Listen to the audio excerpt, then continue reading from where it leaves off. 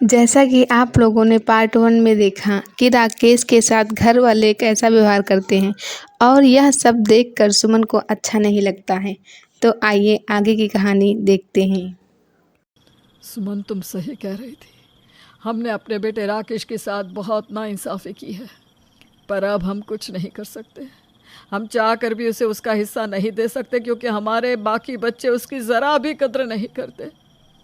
हे भगवान, मेरे बेटे की खुशियाँ अब तेरे हाथ में है।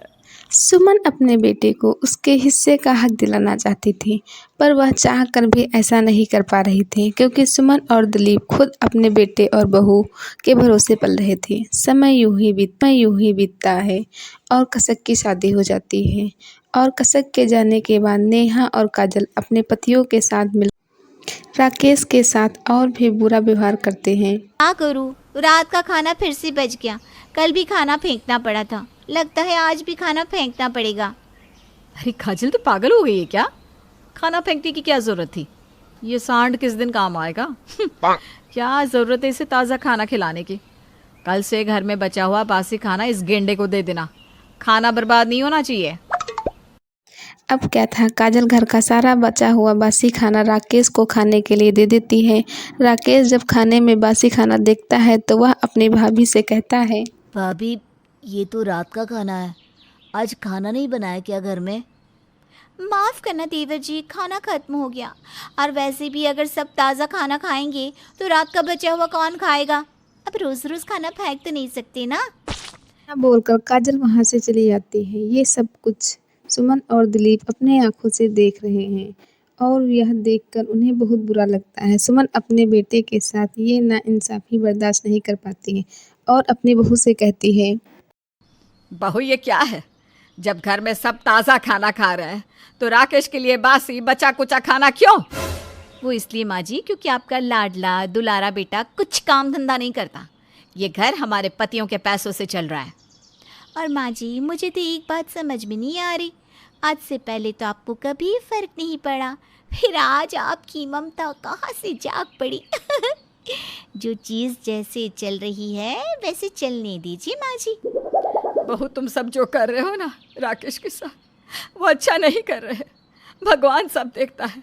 भगवान की लाठी में आवाज़ नहीं होती, पर जब उसकी लाठी बोलती है ना तो अच्छे अच्छे लोग रास्ते पर आ जाते हैं। मेरा बेटा चुपचाप तुम लोगों का अत्याचार सहता रहता है, पर उसकी बीवी नहीं सहेगी। माँ जी, एक अनपढ़ इंसान से कौन सी पढ़ी लिखी लड़की शादी करेगी? जैसा आपका बेटा है वैसे ही आपकी होने वाली बहू भी आएगी। नेहा और काजल राकेश का मजाक बनाकर वहां से चली जाती हैं। सुमन चाह कर भी अपने बहुओं को नहीं रोक पाती। अब समय यूं ही बीतता है और राकेश के लिए लड़की देखी जाती है। नेहा और काजल पूरी कोशिश करती है कि राकेश की शादी उसी तरह की बेवकूफ़ लड़की से हो, पर अफसोस काजल और नेहा जिससे राकेश की शादी करवाती हैं, वह लड़की तो पढ़ी लिखी और तेज तर्रार निकलती है, जो अपने ससुराल में आकर देखती है कि उसके पति के साथ कितनी नाइंसाफ़ी की जा रही है। माँ जी, मेरा कमरा कहाँ है? हमारी प्यारी देवरानी, आपका कोई कमरा नहीं है। आपका पति रसोई घर में सोता है, अब से वही आपका कमरा है।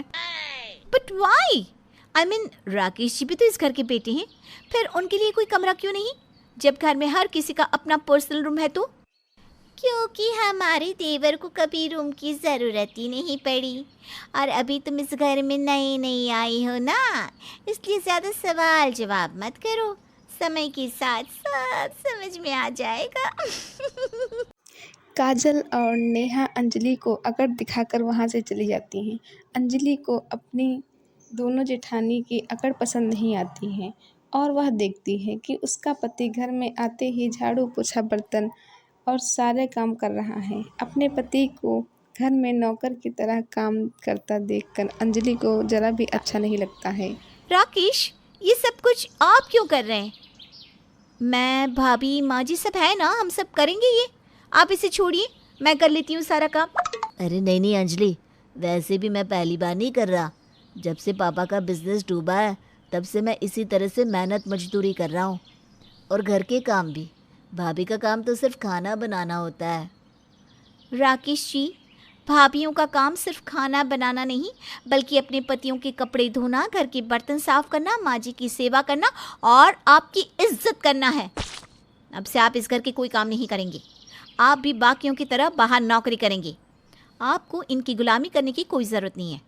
जब पापा का बिजनेस डूबा तब आपने पापा के साथ काम करके अपने पिता की मदद की और घर चलाया, पर ये सब इन लोगों को दिखाई क्यों नहीं देता? राकेश बेटा, अंजलि बहू बिल्कुल ठीक कह रही है। हमसे गलती हुई जो उस समय हमने तुझे पढ़ाया नहीं और घर की जिम्मेदारी तेरे सर पर रख दी, जबकि घर की जिम्मेदारी तो इस घर के बड़े बेटों को उठानी चाहिए थी। कोई बात नहीं माँ। अंजलि आते ही अपने पति को काम करने से रोकती है और अपने जेट का ड्राइवर बनने से भी। अंजलि के कहने पर राकेश घर का कोई काम नहीं करता और बाहर जाकर नौकरी की तलाश करता है। ये सब देखकर काजल और नेहा को बहुत गुस्सा आता है और वह अंजलि से लड़ने लगती है। तुम आखिर खुद को समझती क्या हो? हाँ, भूलो मत, तुम गांव की गवार देहाती हो जिसे हम इस शहर में लेकर आए। अरे तुम्हें तो हमारा धन्यवाद करना चाहिए। माइंड योर लैंग्वेज भाभी। माना कि मैं गांव से हूँ, पर आप भी भूलो मत कि मैं आपसे ज़्यादा पढ़ी लिखी हूँ और राकेश जी अच्छे लड़के हैं। मैंने राकेश जी से शादी उनकी अच्छाई देखकर की थी, क्वालिफिकेशन देखकर नहीं। और मेरे पति आप लोगों से ज़्यादा समझदार हैं। वो घर चलाना भी अच्छे से जानते हैं, इसलिए वो घर के काम नहीं बल्कि बाहर जाकर काम करेंगे। एक बात और, अब आपके दिन खत्म हुए, अब आप सब अपनी उल्टी गिनती गिनना शुरू कर दो। और हाँ, धन्यवाद जो आप मुझे यहाँ लेकर आई। यहाँ आने के बाद कम से कम मुझे राकेश जी के बारे में तो पता चला। अंजलि आते ही अपने दोनों भाभी और जेठ को सबक सिखाती है। यह देखकर नेहा और काजल को बहुत गुस्सा आता है, पर उन दोनों की एक नहीं चलती। समय यूं ही चलता है और एक दिन अंजलि देखती है कि उसके दोनों भाभियां उनके पति के लिए अपने पतियों का जूठा बचा हुआ खाना निकाल कर दे रही थी। यह देखकर अंजलि अपने गुस्से पर काबू नहीं रख पाती है और अपने पति के लिए निकाला हुआ खाना डस्टबिन में फेंक देती है। अंजलि, ये क्या बदतमीजी है? तुम्हारी हिम्मत कैसे हुई खाना फेंकती की? कोई बात नहीं काजल, इससे जो करना है करने दो। ये नहीं जानती इसने अपने पति का खाना फेंका है। आज इसका पति भूखा रहेगा और क्या।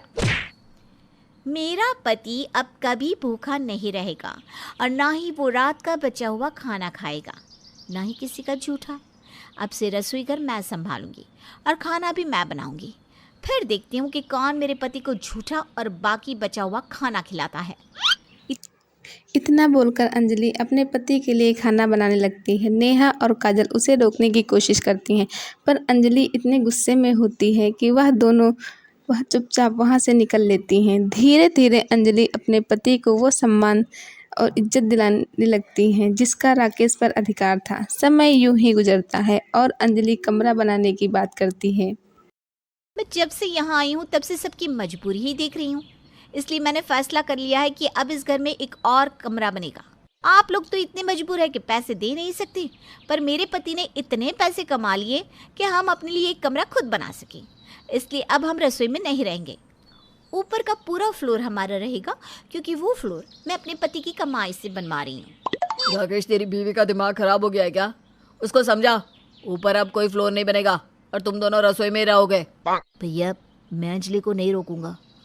ऊपर फ्लोर बनेगा। अब मेरी अपनी खुद की भी तो फैमिली है और मैं अपनी फैमिली के साथ किचन में और नहीं रह सकता। अरे वाह, जोरू के आते ही जोरू का गुलाम हो गया, अपने भैया से जुबान लड़ा रहा है। अमित बेटा, तू भी तो जोरू का गुलाम है। अमित, नेहा बहू और काजल, अंजलि बहू ने बिल्कुल सही फैसला लिया है। और भूलो मत, ये घर हम बूढ़े बुढ़िया के नाम है और वैसे भी इस घर में जितना तुम दोनों भाइयों का हिस्सा है उतना ही राकेश का भी है। अगर वो ऊपर फ्लोर बनाना चाहता है तो इस घर में 3rd फ्लोर बनेगा, क्योंकि अब इस घर में राकेश भी अपनी कमाई देता है। हमने अपने बेटे राकेश के साथ पहले ही बहुत सारी नाइंसाफ़ी कर रखी है, पर अब और नहीं। पहली बार दिलीप अपने बेटे की साइड लेता है और अपने दोनों बेटों का मुंह बंद कर देता है। अपने सास ससुर को अंजलि और राकेश की ओर देखकर नेहा और काजल भी चुप हो जाती हैं और अपने घुटने अंजलि के सामने टेक देती हैं। अब अंजलि और राकेश खुशी खुशी रहने लगते हैं। तो गाइज़, अगर कहानी अच्छी लगी हो तो लाइक करें, शेयर करें और अगर चैनल पर नए हों तो चैनल को सब्सक्राइब करें। धन्यवाद।